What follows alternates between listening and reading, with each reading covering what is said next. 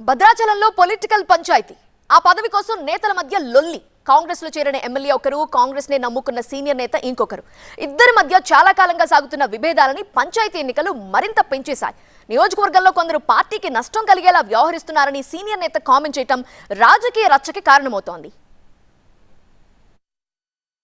భద్రాచలంలో ఎమ్మెల్యే తెల్లం వెంకట్రావు, మాజీ ఎమ్మెల్యే పోడెం వీరయ్య మధ్య వర్గపోరు మరోసారి బట్టబయలైంది. తెల్లం వెంకట్రావు బీఆర్ఎస్ నుంచి గెలిచి కాంగ్రెస్ లో చేరినటి నుంచి వీరయ్య అసంతృప్తిగా ఉన్నారు. ఏదో ఒక సందర్భంలో తెల్లం వెంకట్రావును టార్గెట్ చేస్తూ విమర్శలు చేస్తున్నారు. ఈ ఇద్దరు నేతలు ఇక్కడ రెండు వర్గాలుగా విడిపోయి ఎవరి దారి వారిదే అన్నట్టుగా వ్యవహరిస్తున్నారు. ఇప్పుడు పంచాయతీ ఎన్నికల సందర్భంగా మరోసారి వర్గపోరు రచ్చకెక్కింది. భద్రాచలం నియోజకవర్గంలో అభివృద్ధి జరుగుతున్నా గ్రామ స్థాయి నుంచి కార్యకర్తలు అసంతృప్తిగా ఉన్నారన్నారు పోదెం వీరయ్య.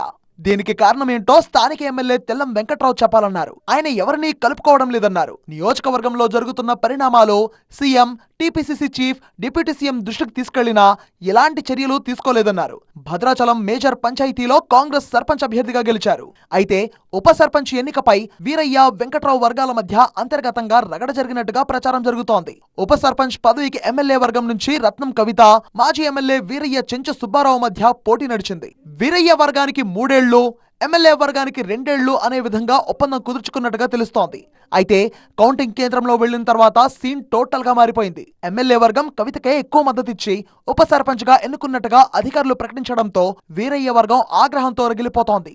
నియోజకవర్గంలో జరుగుతున్న పరిణామాలపై హైకమాండ్ కు అనేక సార్లు ఫిర్యాదు చేసినా వాళ్లు ఎలాంటి చర్యలు తీసుకోవడం లేదన్నారు పోదెం వీరయ్య. తాను పార్టీలు మారే వ్యక్తిని కాదన్నారు.